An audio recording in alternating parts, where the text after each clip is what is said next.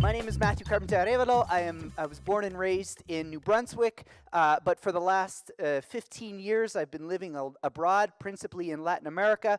And I started my company because I was working for Twitter. Our largest client in the region was Coca-Cola.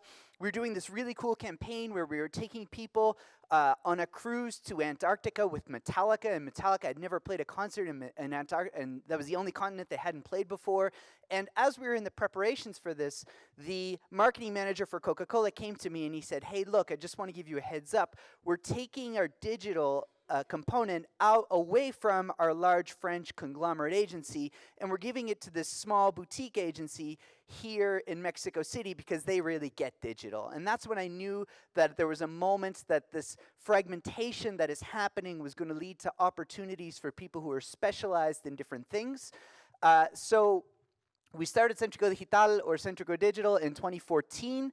Initially, we were focused on clients in Latin America, but over the years, it has become increasingly easy to sell us as a remote team. We're on the same time zone as most of Canada and the United States, so we deal with a lot of clients here in Canada. Also in the United States, we even have a client in Australia. My team member is made up of, well, I'm the only Canadian, there's a bunch of Americans, and then everybody else is Ecuadorian, and many of them have studied here in Canada or in the States. And I think I was self-conscious when we started the business that this idea of selling a business from Ecuador was going to be tough.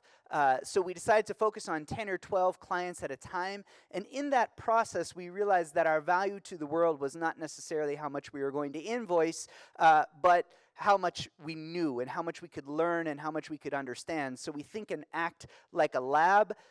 We, as I mentioned, are focused on B2B marketing. If you want to read about our B2B marketing philosophy, you can use that QR code.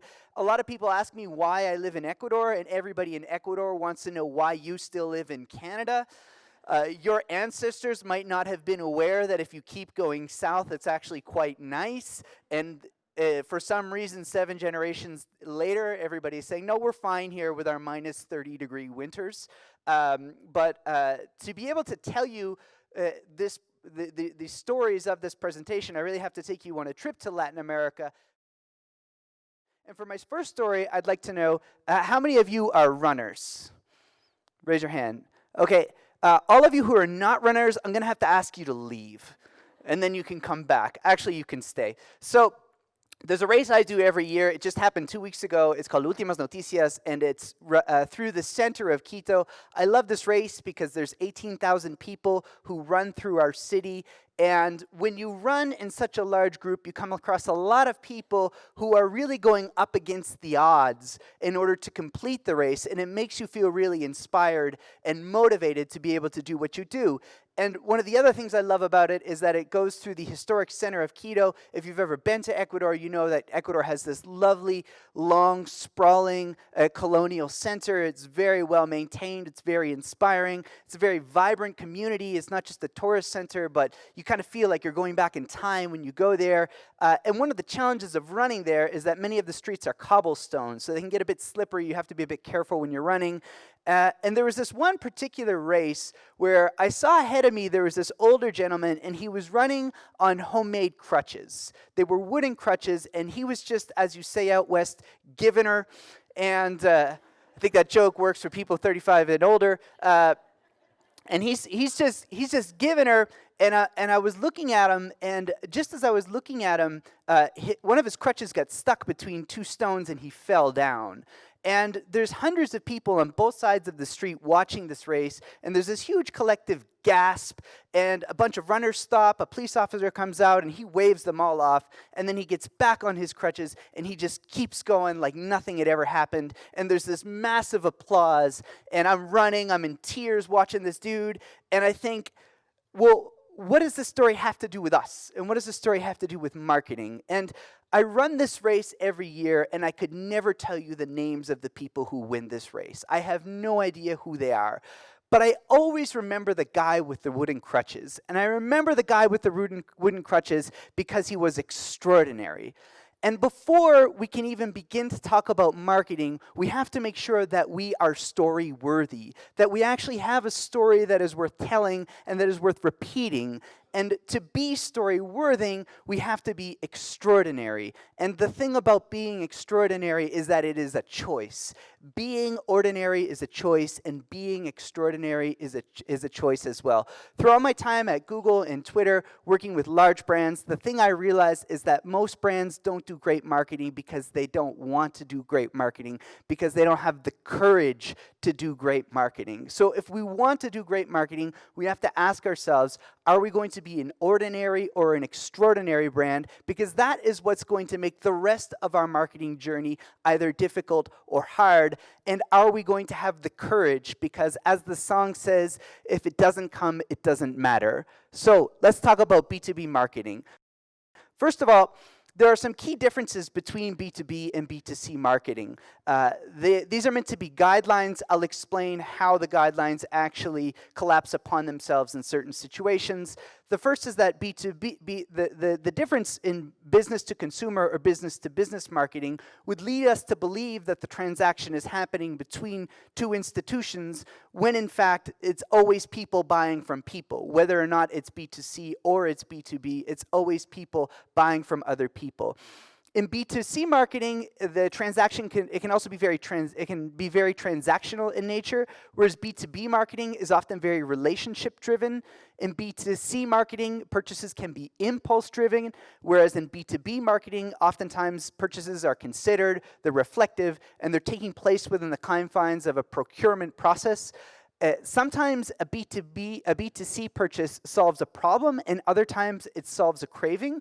I live in a country that produces some of the world's best coffee, if you ask me, and I still, when I come back to Canada, go for my Tim Hortons Double-Double, and I do it knowing it's an inferior coffee, but it tastes like home, it tastes like nostalgia, and I love it for that reason. So Tim Hortons is solving an impulse for me that goes well beyond any kind of mechanical process that I need. Whereas with B2B marketing, there's usually two narratives. We're either making people money or we're saving them money. It's sort of like in literature, there's a saying that there's only two stories, which is a young man leaves his town on an adventure and a stranger comes to town. In B2B marketing, oftentimes you have the same thing. You're either making people money or you're saving people money, regardless of how you choose to dress up your pitch. In B2C marketing, you're usually dealing with a single decision maker. There's an asterisk here because if you're married like I do, maybe you need to seek permission to buy anything over $2.50. With B2B marketing, you have multiple decision makers and multiple decision influencers, and you're not always going to have access to all of the people who are involved in the decision-making process, which means that we have our first sale, which is when we sell to the person we're talking to, and then we have to give them the assets and the arguments and everything else they need to turn around and sell internally. With B2C marketing, sales processes can afford to be more emotional than logical. And with B2B marketing, sales processes are logically driven. That doesn't mean emotion doesn't play a part, but it plays less of a part. And finally, Seth Godin has often said that when we buy things, we're buying a better version of ourselves.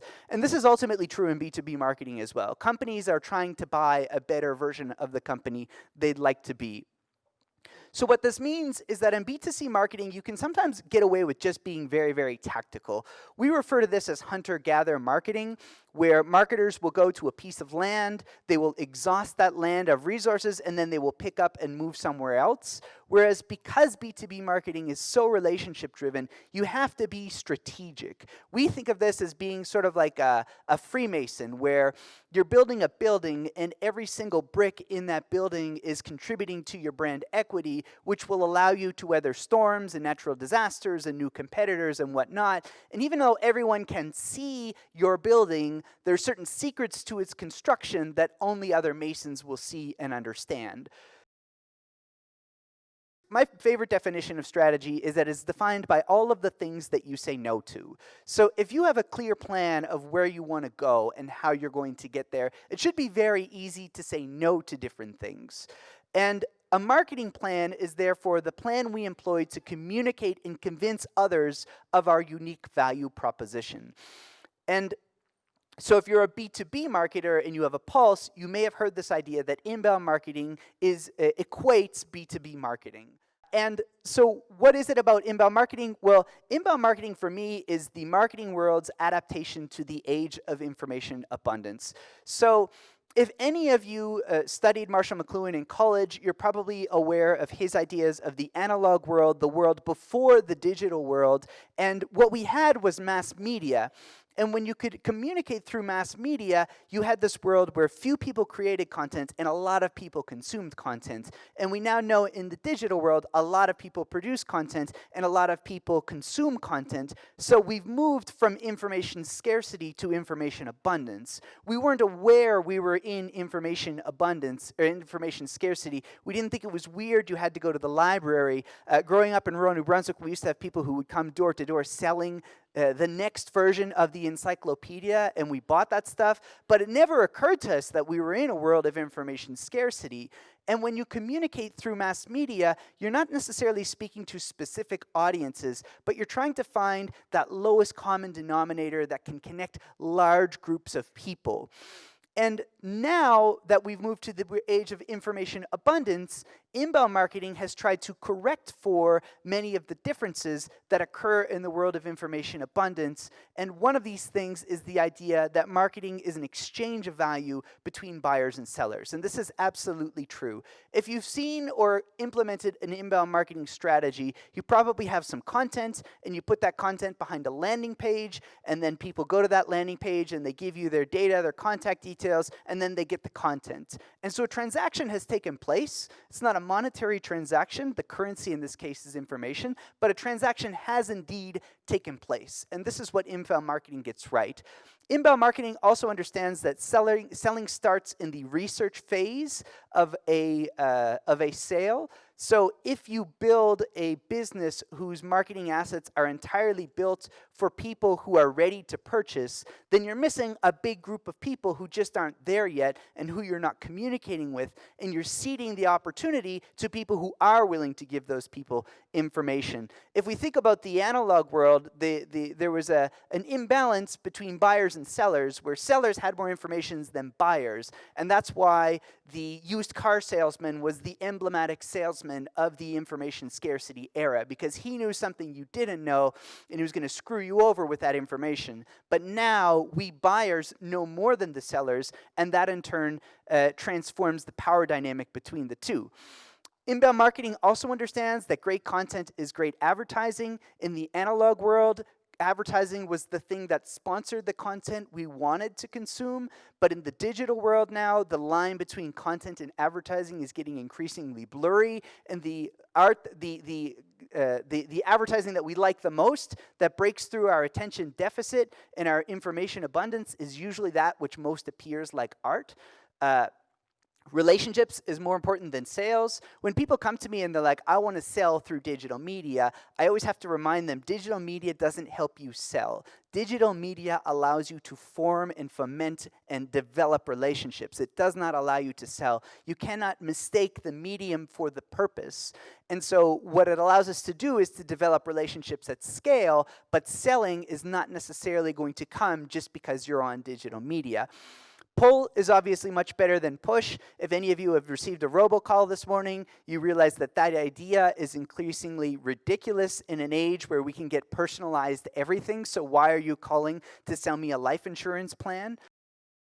Marketing has to be for someone. And maybe you're not aware that this has happened, but all of the successful platforms that we use today started as being for someone. So Snapchat didn't just pop out of nowhere because it was technologically superior. It was brought to the mainstream by a group of kids whose parents drilled into their heads that anything you do online is going to be there forever, so don't do anything online. And they said, forget that, I'm going to go to Snapchat and post to my friends that way.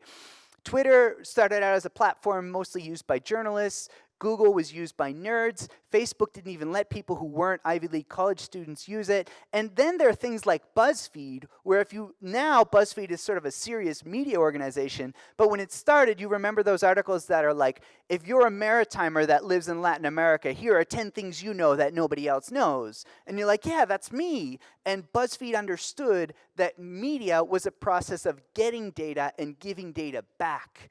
That's what great content is acquiring data and creating content with that data and making sure your product is for someone. So if you're in the digital age and you're trying to create a product that is for everyone, then you're probably not going to be successful. You can get to everyone, but you need that first tribe, that first group of users who are going to take you there. And then there are a lot of things that inbound marketing gets wrong. I say this as a practitioner of inbound marketing, but maybe someone who is a little bit outside of the church and losing my relationship with the high priest of inbound marketing.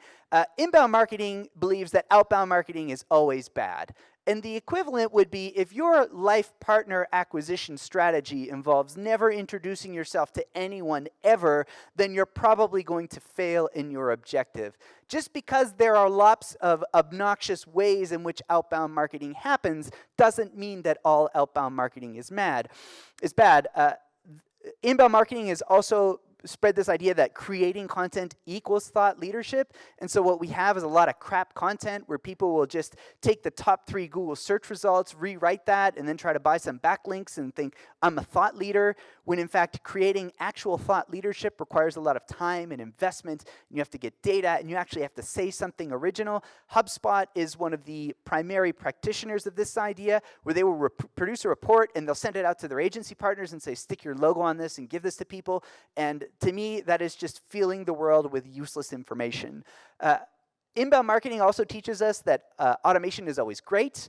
I don't think automation is always great. We've all had bad experiences with automation. I think there's a step between doing one-to-one marketing and automating marketing, which is enhancement, which I can get into maybe in the question and answer period.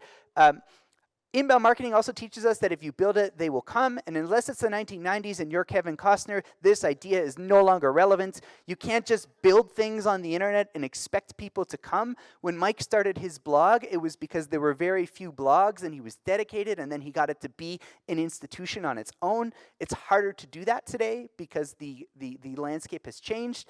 And the final idea, which is going to be the most prevalent idea through the rest of this presentation, is that information is more important than brand. And I do not think that this is true, but the last thing I want you to reflect on is the idea that the inbound marketing funnel is enough. So if you've practiced inbound marketing, you're probably aware of this buyer's journey where buyers go from awareness to consideration to decision. You give them content and a call to action in each of these stages, and then they become your client. And maybe on the sales side, you have your funnel, which is when a user is a visitor, then they become a lead, and then they become a marketing qualified lead, a sales qualified lead, an opportunity, and a customer. We're all familiar with this. But for me, this is one-dimensional, and that's exactly its flaw in being one-dimensional. So we created a two-dimensional axis, which has a y-axis and an x-axis. And on the y-axis, you have people who are unaware they have a problem, and then they become aware that they have a pain. Then they start to look for solutions, and then they become purchase ready, and finally they become clients and brand evangelists. This looks like a typical inbound marketing funnel with some slight differences in language. Now, when I grew up in New Brunswick, I had a paper route, and I used to carry around with me this massive Discman that I would keep in my paper bag, and I had to walk really, really slow so that I wouldn't skip, and I carried all my CDs with me, and then sometimes the batteries would die, but I was not aware I had a problem until many years later, and the iPod came out, and I became pain-aware, solution-aware, and purchase-ready at the exact same moment. So this process is not always linear, right? What I feel is missing from the inbound methodology is the x-axis, which is people who don't know who we are, and then they know who we are, but they don't know what we sell. Think of your parents as probably being in this category. They probably know the name of your company, and they probably know you do something related to marketing, but they couldn't pitch your services to someone else, right? Then people not only know who we are and what we sell, but they know our stories. And then they become clients, and they tell their own stories about us. So the real marketing journey is to get people to move across this axis to the upper right-hand corner, and it's not always going to happen in a concurrent manner. Some people will know our stories before they become pain-aware. Some people will be purchaser-ready before they're ready to purchase from us. So if not inbound marketing, then what? So this is the equation we use to develop B2B marketing strategies. We are taking off the kimono and revealing our biggest secrets, which is client plus problem equals relationships raised to the power of network plus brand plus solution, all of this raised to the power of experience. And I'm going to go through each one of these and what they actually mean. So the idea of relationships is relationships provide people with confidence in us. That's where the world gives us and transmits its confidence in us, is through our relationships. But not all relationships are created equal. So the network of the people with whom we have relationships is important to our growth and prosperity as a company. Our brand is what gives us credibility. Our solution is the product or service that we are trying to sell, and everything can either be elevated or sabotaged by the experience we offer people who work with us. If we do everything right and then offer a crappy experience, then we are not going to advance. And finally, network effects. I don't know any marketing manager who has a line item to invest in network effects, but it is the most important form of marketing. It is the most important tool, but it's difficult to control. Maybe you have a referral program, which is kind of like network effects, but network effects is really when you give people a great experience and they tell their networks about it, then more people come to you. And I've lived this as an agency up until, 5 years later. I've invested very little in my own marketing strategy because all of my clients have come through referrals. So I don't actually practice what I preach most of the time, and that's because I know that if I do a good job, then people will either refer me or they move companies and they take us with them. So first, client plus problem. If your product is for everyone, it is probably for no one. If you understand what happened in the last US election, then you understand that Donald Trump is the first digitally inclined president because he understood that in the digital age, it's not about appealing to everyone. It's actually about appealing to a specific group of people. And if you can't say who you're not for, then it's very difficult to say who you are for. Now, inbound marketing preaches this idea of the buyer persona, which I think is somewhat flawed. A buyer persona is often someone who holds a specific role, so we're going to sell to CMOs or the head of HR, or maybe it's built on demographic information. But the ultimate factor that unifies different groups of people is the problem that you help them solve, which is why these two things go together. Procurement happens differently in every single company. So if you say, I'm going to sell to the heads of HR, but then in some companies, the head of HR is the decision maker, and other companies, it's the CEO, then you're going to be building a strategy based on a flawed notion. And when we understand the problem, most brands I start working with don't really understand the problem they're selling for their clients because they never ask them. They just assume. So the best marketers I find are people who leave an industry and then sell back into that industry because they're fluent in the technical language, which then inspires confidence in their solution. So this is really important.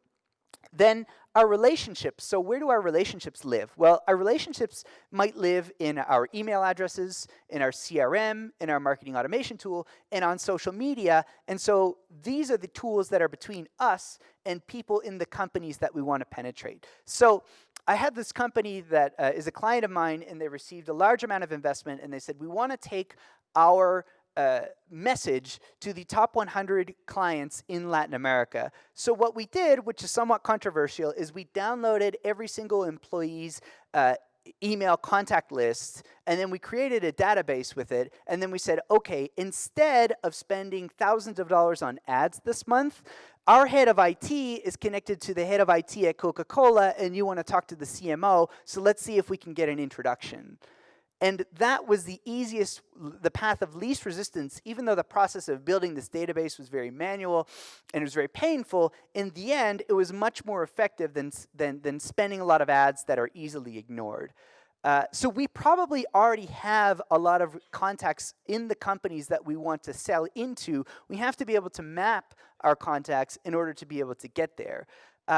And as I said before, not all relationships are built the same. So let's say you have a new company and you want to give your product away so you can build a case study. And you have two choices. You can do this with WestJet, or you can do this with your uncle's business in Red Deer. And as obliging as your uncle's business in Red Deer might be, showing their logo off on your case study is not going to mean the same thing as saying, I did this thing for WestJet, and people are going to think, oh, he works for WestJet, we should maybe work with him too. So we have to be strategic about with whom we build our stories. So this is the equation we use to develop B2B marketing strategies. We are taking off the kimono and revealing our biggest secrets, which is client plus problem equals relationships raised to the power of network plus brand plus solution, all of this raised to the power of experience. And I'm going to go through each one of these and what they actually mean. So the idea of relationships is relationships provide people with confidence in us. That's where the world gives us and transmits its confidence in us, is through our relationships. But not all relationships are created equal. So the network of the people with whom we have relationships is important to our growth and prosperity as a company. Our brand is what gives us credibility.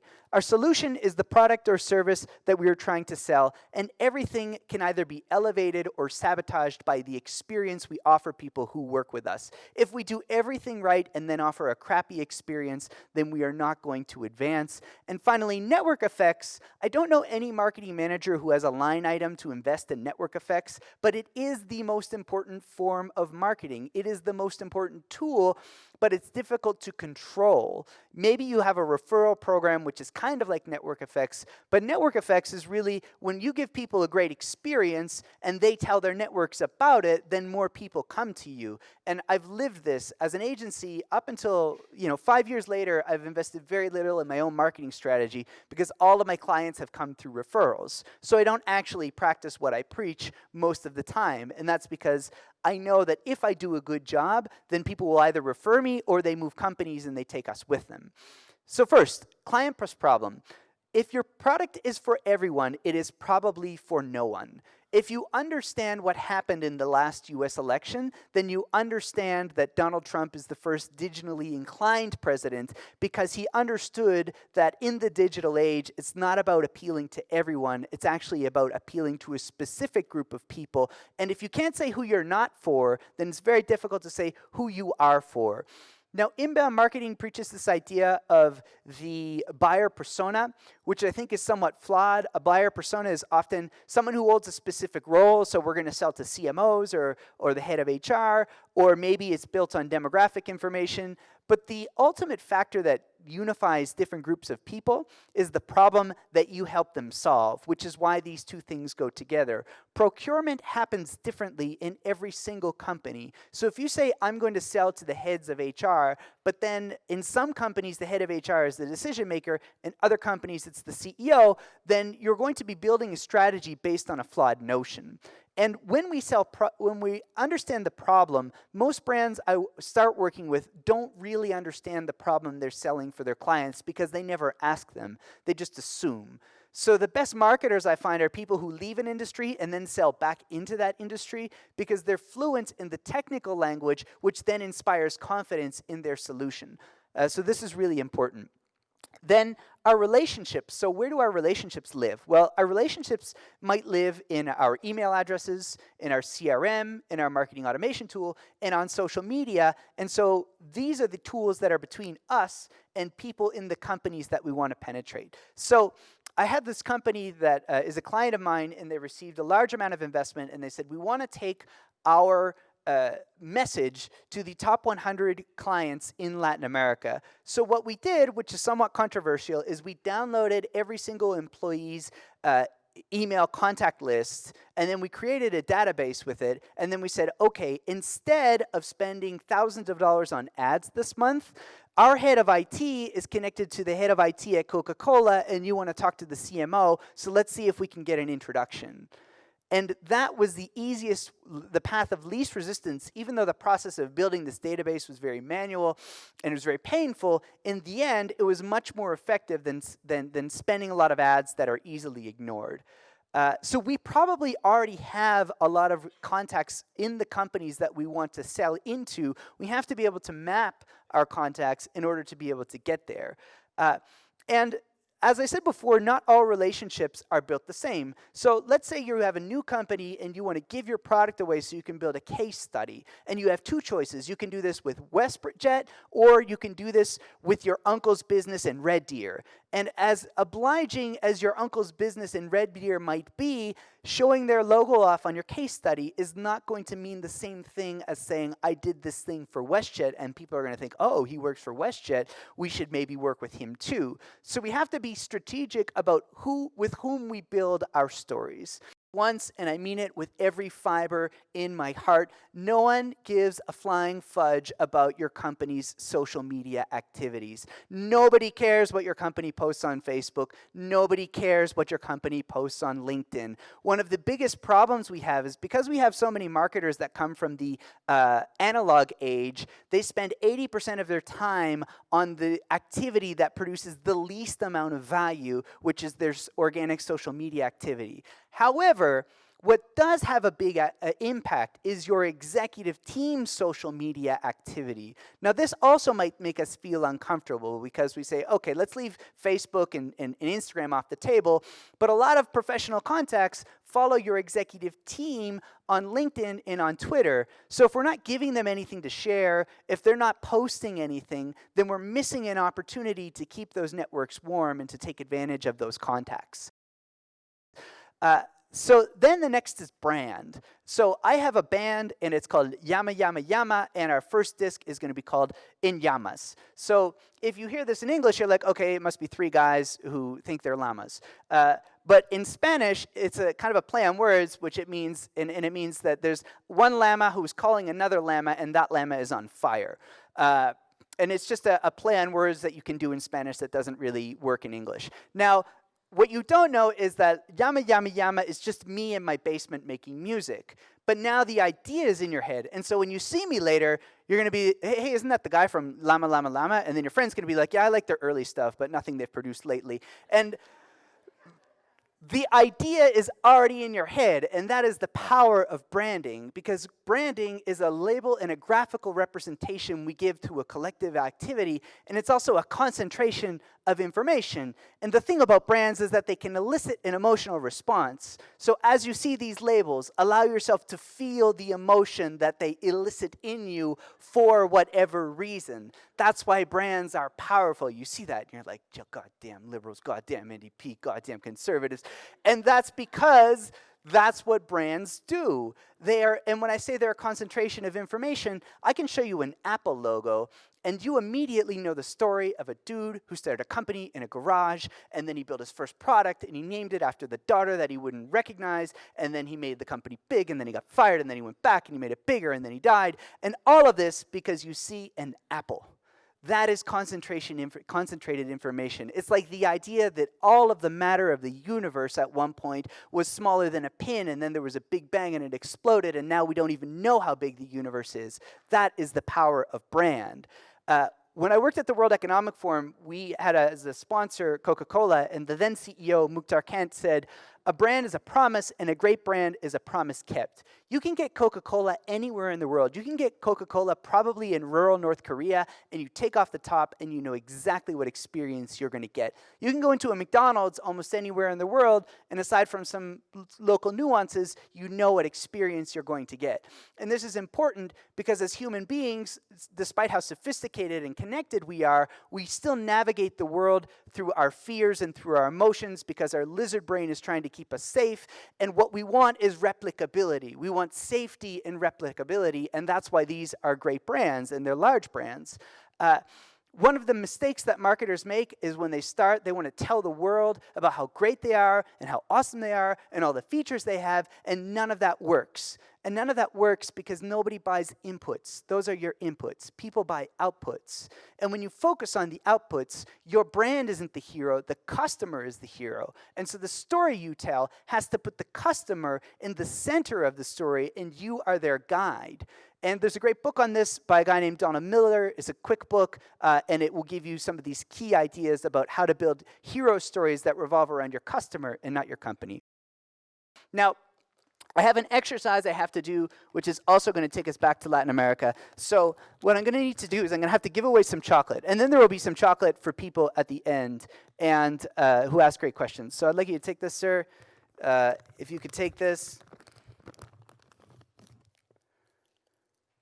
Do you like chocolate? Okay. So what I'd like to do, before you look at it or think about it, I'd like you to tell, if we were in a transaction, how much would you pay for the piece of chocolate that I just put in your hand? 0. 0? Okay. Not much. Not much? Give me a cent.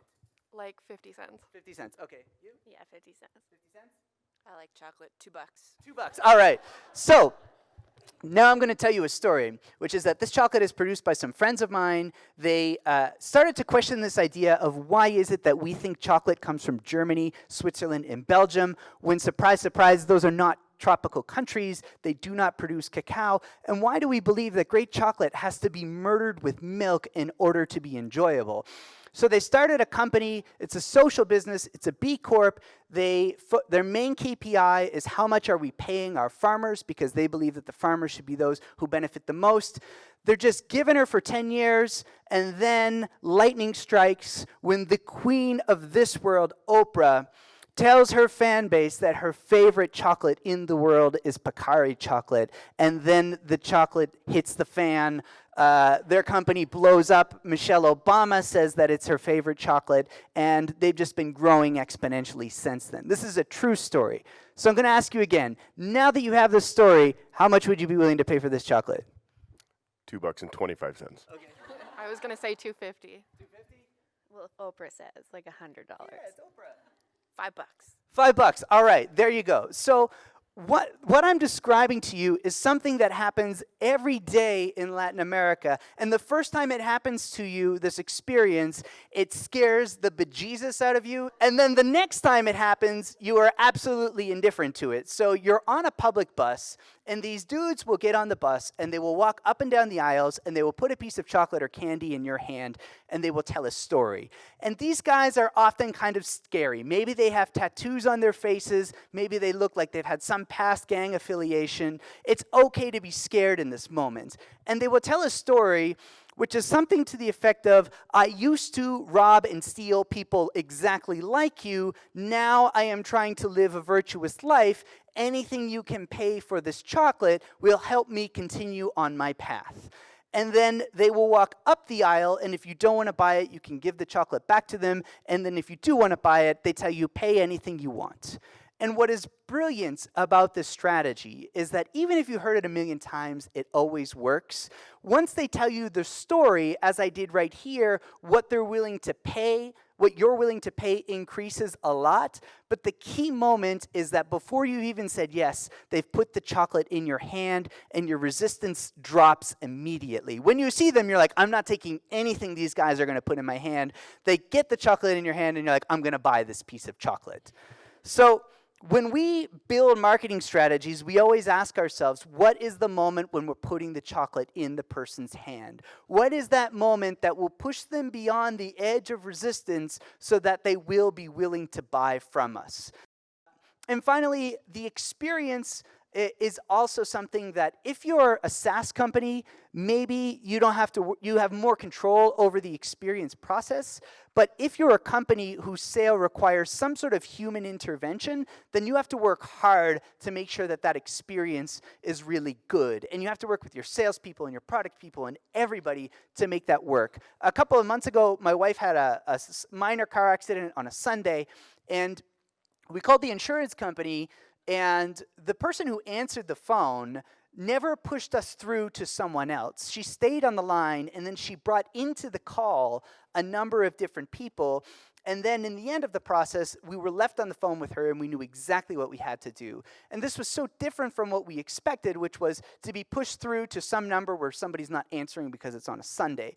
So there are small things that we can do to change the experience for people. In my case, I tell my clients, when you're working with us, we're only going to work with 10 to 12 clients. So they don't have that fear that they're eventually going to be pushed into the land of obscurity because I've got bigger and better clients. These are small things that we can do. In the agency world, we try to have proactive relationships. So usually we're waiting on our clients to approve things rather than waiting for them to tell us to do stuff. And it's the same business model that has existed for many, many years since the Mad Men age. But what we try to do is find these small areas where you can inverse people's expectations to give them something beyond what they're thinking about. And when you kick ass, the world hears about it. And I'd like to thank Justin Trudeau for posing for this picture as well. But ultimately, when you create a great experience and you combine that with people's networks, then that creates network effects. To conclude, the sales funnel is out of date, and the sales funnel is only telling you half the truth. Because if you think as an inbound marketer, you're going to provide people with information until they're ready to buy from you, you will provide them with information until the decision phase, and then your brand will be friend-zoned. And she will go with the brand that has the bigger reputation. There's a saying in marketing, which is, nobody ever got fired for hiring IBM, right? And the reason people say that is because when you hire IBM, no matter what they charge you, they're going to deliver. And so what we don't realize is that in a B2B sale, someone is putting their credibility on the line for us. So we have to be able to guarantee that we are going to deliver. And that's why IBM has been able to exist throughout so many changes, is because their brand promise is always kept. Marketing success requires a formula, not a $15,000 platform. If you're starting your marketing strategy by investing in technology, you're doing it wrong. We need to start with a plan of action. And this is what I've found has helped us to be able to express to our clients the why behind all of the things that we're doing. Story is more important than strategy. If we don't have a well-defined story, then people are not going to be able to really resonate with our brand. And great stories come from being extraordinary, and being extraordinary is a choice which we have to have the courage to take. And so with that, I'd like to say muchas gracias. Thank you very much. I have chocolate for people who ask really great questions. All right, Matthew Carpenter-Arévalo. Thank you. That was incredible. Do you mean that when you're talking about relationships, you would encourage your team with their avatar on their platforms to engage with potential clients? Absolutely. All right. Absolutely. Not just That's built into Centrico, our own. Coca-Cola. Yeah. Everybody in your company is a brand asset. Everybody in your company is a social media network because they control an audience. They are an influencer. So where that's appropriate, right? I wouldn't tell people to advertise us on, Facebook or maybe some of the less savory social media networks out there. But on the ones that are public and professional, sure. Yeah. And it's been successful for you. Yeah, absolutely. And it gives the autonomy and gives your employees. Right. Hi. So my question is, I come from a business association that's been around for almost 150 years. Yeah. And we're realizing now that we have to nail our story. We have to figure it out. So what are some steps that we can take to figure out our story? So I always start with what are the stories internally that we tell ourselves. I worked at Twitter during the Arab Revolution. And so inside Twitter, that story about what happened is told very, very frequently. Every story is built on certain myths that we have that to a certain extent tell the story of us being a positive influence in the world. So we have to start with that. And if we don't have those stories internally, then we have to look at what are the stories of the impact we're having on our members, our clients, etc., and go out and find those stories. So each of those stories is like an undeclared asset where it's very, very valuable, but because we don't have it written down, it's not actually something we can monetize. So I would start with what are the internal stories, and then what are our client stories that they can tell about us. So I work for an oil and gas service company, and our executive team is reluctant to allow our technical sales team to publish what they're experts at. Right. And so, you just said that you need your senior people to post content. However, how can I convince our executive team to kind of let the reins loose a bit? So I had this conversation a million times when I worked at Twitter, and the thing is, if you don't engage in the conversation, it's not that the conversation isn't going to happen. It's just going to happen without you. It's very easy for us to attack brands. It's very hard for us to attack individuals. For some people, it comes very naturally. But we start to see nuance in public debates when we're dealing with individuals and when we're dealing with brands. That being said, there are some individuals out there who hold some really reprehensible views, and they can sometimes make it worse. So the question is, if you have an articulate and thoughtful and relationable leader, then maybe you do want him participating in the debate. But if you don't, maybe you don't. And maybe it's better that he doesn't participate because you're trying to solve a problem where you might just be throwing wood on the fire. All right. That concludes. Matthew, thank you so much. And we brought in the nice weather for you, so you Thank can you. stay till tomorrow at If this least. happened in February, I would not be here. Yeah, thunderstorms later, but yes, Yeah. indeed. Okay, so big thank you to Matthew.